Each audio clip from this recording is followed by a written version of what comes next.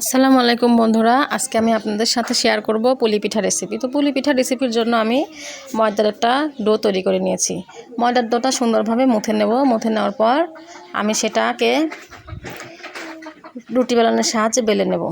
বেলে নেওয়ার পরে আমি সুন্দরভাবে একটা গ্লাসের সাহায্যে সেগুলো কেটে নেব। দেখুন আমি সেগুলো সুন্দরভাবে কেটে নিচ্ছি। কেটে নেওয়া ডোগুলো পাতলা রুটির মতোই হবে, বেশি মোটা হবে না। দেখুন পুরুত্বটা পাতলাই হয়েছে। এই পাতলা ডোগুলো আমি নারকেলের যে একটা পুর তৈরি করেছি সেই পুরগুলো পাতলা ডোয়ের মধ্যে ভরে দেব।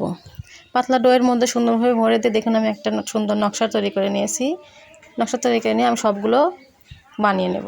সবগুলো বানানো হলে দেখুন আমি সুন্দরভাবে ছই কেটে নিয়েছি। ছইগুলো আমি ছোট ছোট করে পাতলা পাতলা করে কেটে নিয়েছি। ছইগুলো কাটার পরে আমি চুলার পাড়ে চলে যাব। চুলার পাড়ে যাওয়ার পরে আমি 3 কেজির মতো দুধ নিয়েছি। দুধগুলো আমি সুন্দরভাবে জাল করে নিয়েছি।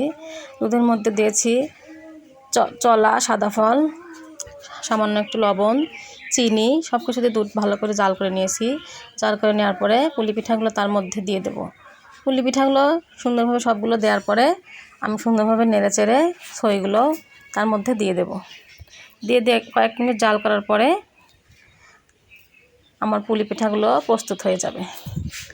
সো বন্ধুরা, আজকে বৃষ্টির দিন পুলি পিঠাগুলো সুন্দরভাবে প্রস্তুত করলাম। দেখুন রান্নাটা কত সুন্দর পারফেক্ট হয়েছে। আমি আপনাদেরকে একটু খেয়ে দেখাচ্ছি। আপনারাও বাড়িতে ট্রাই করবেন। আপনারাও রান্না করে খেয়ে দেখবেন, এটা খুব সুন্দর মজার হয়। ধন্যবাদ সবাইকে।